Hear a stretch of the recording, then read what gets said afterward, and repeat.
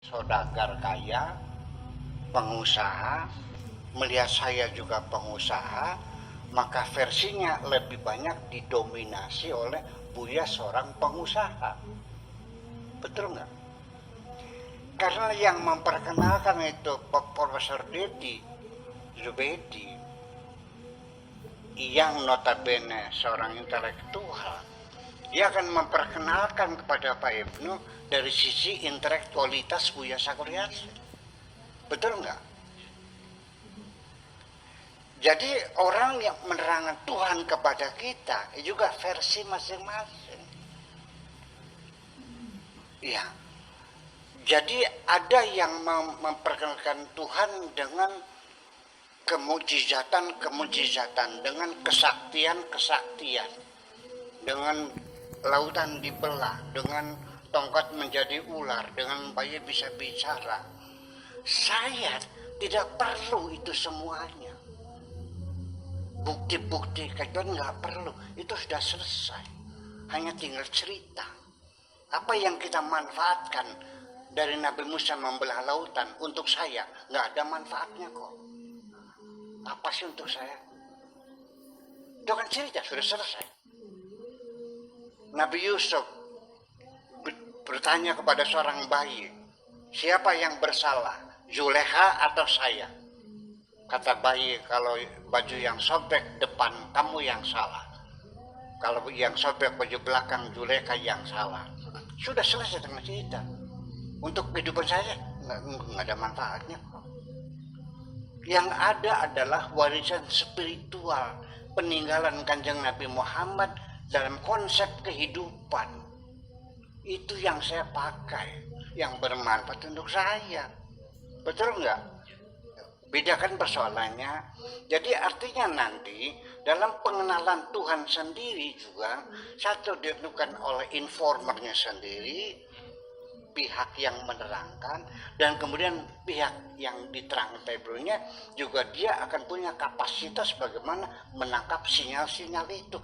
Tetap tidak akan sama kualitasnya satu dengan yang lain. Kalau di dunia ada, saya katakan 8 miliar, maka ada 8 miliar tingkatan kemarifatan yang tidak sama satu dengan yang lain. Ya kan itu menjadi persoalannya.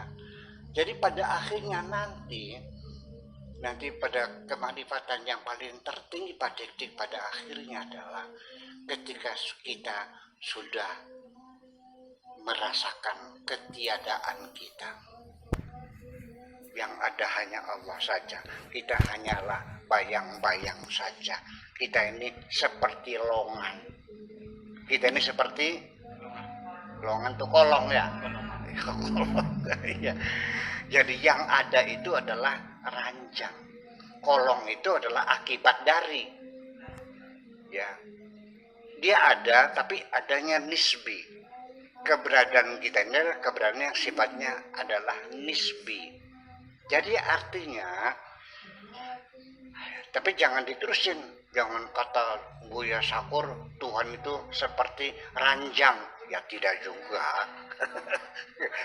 Iya, yang ada ranjang, betul nggak? Ketika dipasang ada kolongnya, ketika digulung ranjangnya kolongnya hilang nggak? Kemana hilangnya? Jadi kolong itu adalah ada nisbatan ila ranjang. Kita ini, wujud kita ini nisbatan ila wujudihi. Jadi sebetulnya yang ada itu hanyalah Allah. Kita ini hanya kolong, hanya bayang-bayang kok. Bayang-bayang ini selalu mengikuti kita. Kemana kita pergi, bayang-bayang selalu. Tetapi bayang-bayang akan hilang ketika kita masuk dalam ruangan gelap. Mbak. Nah, itulah persoalannya. Jadi pengenalan Pak Dik-Dik sebagai seorang perwira tinggi dengan pengalaman yang panjang, pernah jadi Kapolda 2 kali, ya kan? Tentu ini modal kepada pengenalan Tuhan tentang karakter manusia yang bermacam-macam. Bagaimana mempelajari ya modus operandi para penjahat itu semuanya ilmu pengetahuan yang bisa mendukung bahwa oh ternyata wallahu khairul makirin, Allah itu maha makar luar biasa. Jadi mungkin orang bisa mengenal kebesaran Tuhan dari sisi makar, mungkin orang bisa mengenal Tuhan dari sisi keindahan. Ya, Pak Ambi sebagai seseorang budayawan mengenal Tuhan dari sisi budaya. Saya mengenal Tuhan dari sisi filosofis. Pak Afkar seorang pendidik mengenal Tuhan dari sisi pendidikan. Semuanya bisa mengantarkan kita kepada mengenal Tuhan. Pak Didik nggak usah kecil hati, tidak jadi kiai karena dulu tidak pesantren. Anda punya kesempatan yang sama untuk mengenal